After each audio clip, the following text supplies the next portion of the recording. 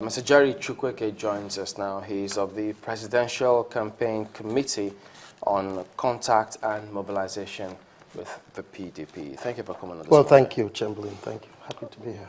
I'm sure this is not the first time you hear that accusation of the People's Democratic Party being accused planning to collude with the military to rig the elections. First it was about postponing the elections, and now it's rigging the elections. Well, you can see clearly the fact that there continues to be an effort to blackmail this president and PDP. I think it's mostly unfair, and Nigerians understand that.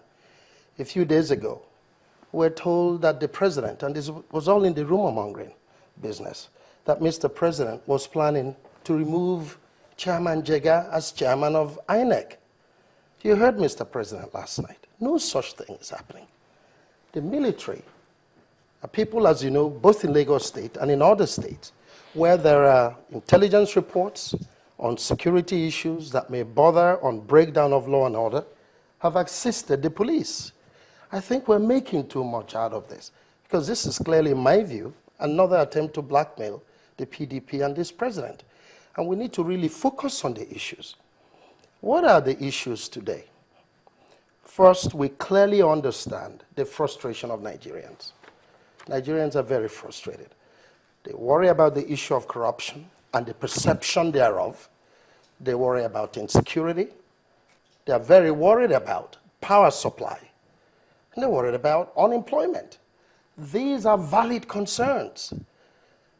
Now, but what do we do moving forward? Are we now, in this desperado to find solutions to our problems, going to jump from fry pan to fire? Is that where we want to go? What do we need to do as a people? And by the way, I have great respect for General Buhari, because I think the Buhari movement has done something that this system needed. It's going to hold everybody's feet to the fire going forward. Because Nigerians are not Nigerians of 2011. And then they say that the party, your party, yes, is trying to do everything they can, including twisting the Electoral Commission to bend backwards such that you could break that movement. Well, that's not true. Look at the realities on the ground. I ask you, and this is what Nigerians ought to be asking as well, what is the minimum level of voter participation? What should be the minimum level of the number of PVCs? What percentage should be out there that can give us a generally credible election? Is it 75%? Is it 80? Is it 95? What do you think? That's the point. The point is that we probably need better than 90%. Better than 90? Yes. Have we ever had 90%? I'm talking about distribution of PVCs. I'm not talking, that's what we're talking, because if you're not hitting the 85%, 85 to 90% mark, then you're looking at about 10% or more people who will be disenfranchised. And that could impact the results of the election very significantly. For example, we spoke with INEC. You'll come to that in yes, a minute. Hope you don't lose your train of thought. Yes. We spoke with INEC several times, different persons handling different portfolio in INEC about this same matter. And then they thought, look, even if you do some analysis in 2011, look at the amount of people who were registered. What was the voting? Those who eventually came out to vote on that day, what was the percentage? Some analysts also say you barely will get over 50%. And then they say two things. Distribution of the cards is one thing to do it. It's another for people to come forward and collect them. So if we distribute and you don't collect, would you blame the collection? But listen, on INEC? The 2011 situations are different today. Nigerians are much more educated. They're much more interested in the process. Look at the social media. Young people, women, the issues are heavy today. And I believe that more Nigerians will participate in 2015 elections. And they're very anxious to do so. And we should give them the opportunity to do just that. Now, if you take a look at Lagos and Ogun states, and for that matter, states like Imo, where we have less than 60% distribution of PVCs, how do you come to the conclusion, if you move to the elections on that basis, that Nigerians got a fair chance to express who they want to lead them going forward? That's the point. So I think we need to come to an understanding of what the minimum level of participation must be so our elections can be seen to have included our people, generally speaking.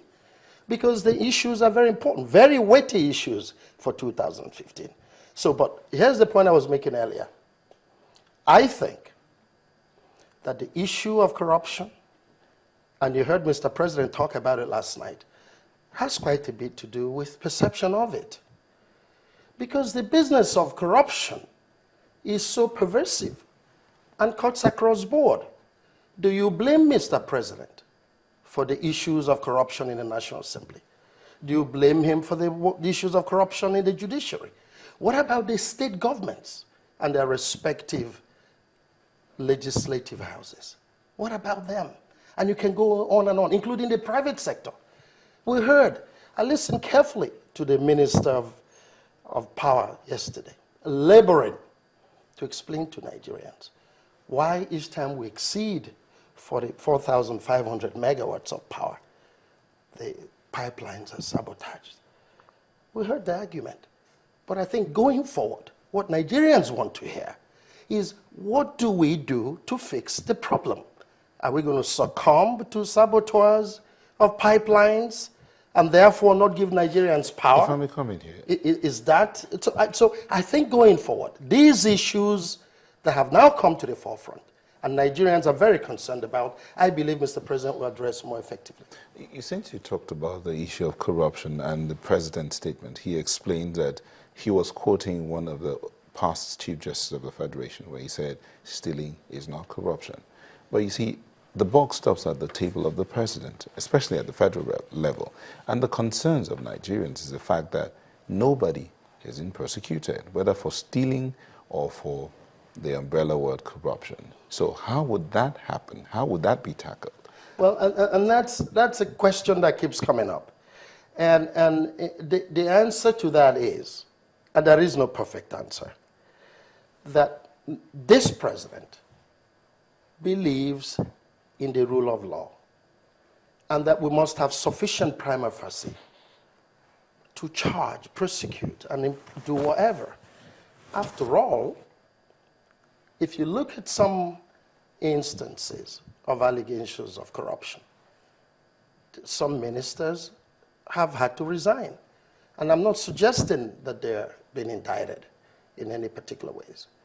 But can more be done? Yes. And Mr. President was clear last night by saying he thought that what he's learned about managing corruption is to focus more on the perception of corruption. That's what he said last night. I thought that was interesting, because people want to see and feel and smell that the leadership is taking action where there's enough evidence on the matter of corruption. We have to do something more about corruption. I think that's clear. And this president will do so. Yesterday, your party said they accused the commission, the Electoral Commission, of having this secret meeting with the APC about the elections. First, they have spoken up about INEC not being ready and not citing the reasons that INEC gave, which was security. And many people find that curious. They say, look, the commission themselves said it was security. Security hasn't spoken up, at least maybe if they do, we will quote them. But your party then now says INEC is having this secret meeting. So what's going on? Are you clutching onto anything and everything? But let's talk about what we know for sure. I happened to be in the East last week, and there is a huge number of Southerners leaving many parts of the North to return to the East and to the West. All you have to do is go check. And what starts starting to happen, and this is where we're going with this, unfortunately, is that we are now going to have internally displaced voters as well, because they can't vote where they're now running to, if that's what they're doing. And I was looking for the governors of the North to stand up and say, hey, don't go anywhere. You are safe where you are. This is your home too. We need you here. We need you to vote. We're doing everything to ensure that you be safe and secure. Please don't go anywhere. We're not hearing that. And people are leaving. Now, and let's look at it the other way. If you're President Jonathan, and we know that to win an election, you need majority and you also need spread.